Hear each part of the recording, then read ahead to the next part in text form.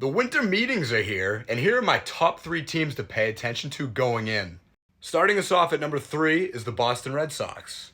After a tough stretch of a couple years, the Red Sox finally made it back to the postseason in 2025, bolstered by the additions of Garrett Crochet, Alex Bregman, and Aroldis Chapman last offseason, not to mention the emergence of some of their top prospects throughout the regular season.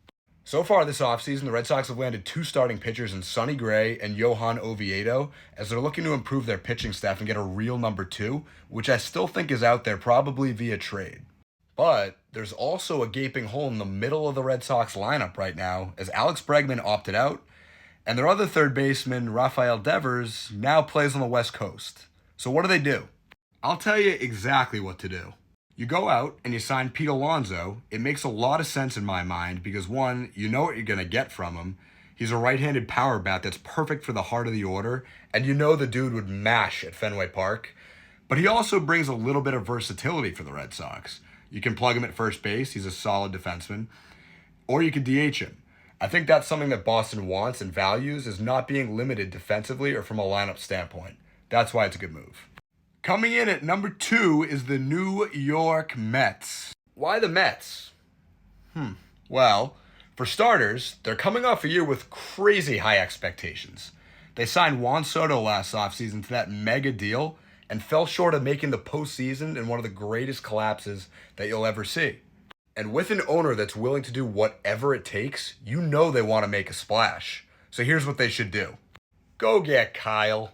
Not only would they be adding a bat that's coming off a year where he mashed 56 home runs, they'd be taking that guy away from their division rival in the Phillies. Not to mention, if Pete Alonso were to jump ship and head to Boston, like I said, this would be a really good guy to replace him. Stay tuned. And last, but certainly not least, is the Philadelphia Phillies. It's been a really quiet offseason so far for the Phillies, and this is a big winter for them.